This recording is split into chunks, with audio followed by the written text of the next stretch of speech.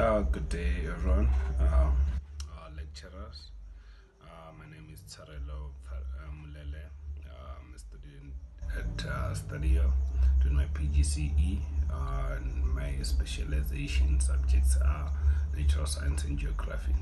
So I'm gonna take you through my reflection on my lessons that I conducted, specifically the ones that were observed, or the formal ones.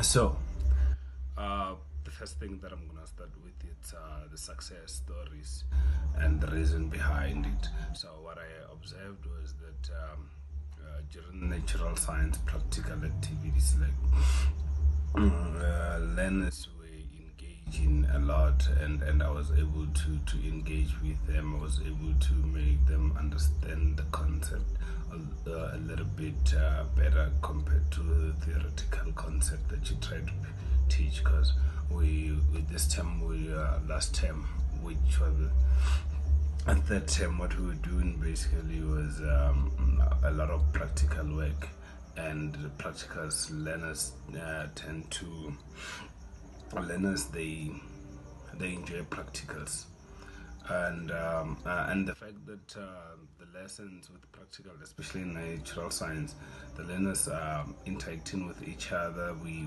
giving them room or space to interact with one another, and they're working in groups.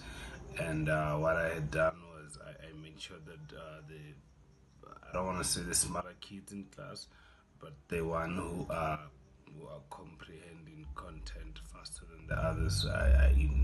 I mix them, so the ones who understand the content faster, they were the group leaders, so they were able to help others, that are having challenges when it comes to natural sciences. Yes, I think the success with the engagement with the kids is due to the fact that they were interacting with one another, and peer teaching sometimes it helps. Yeah. The shortcomings are with natural science. There's language barrier. A lot of kids, especially in public schools where I'm teaching in Vosloorus, a lot of kids are coming from poor socioeconomic backgrounds, and even their vocabulary is still very low. And considering the fact that natural science on its own, it's a science, language, what's the word? It uses science jargons, and they not being used on a daily basis.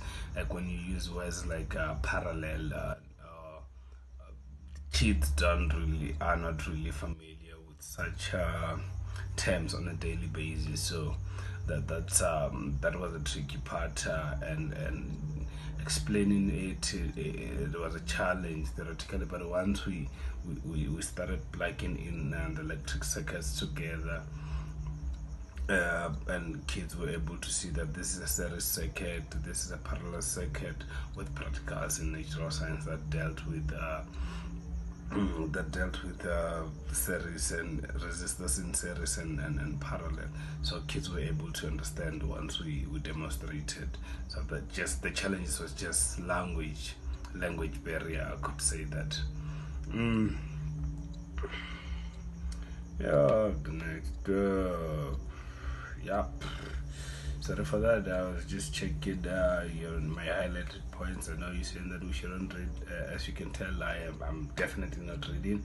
It's just I wanted to know the next criteria.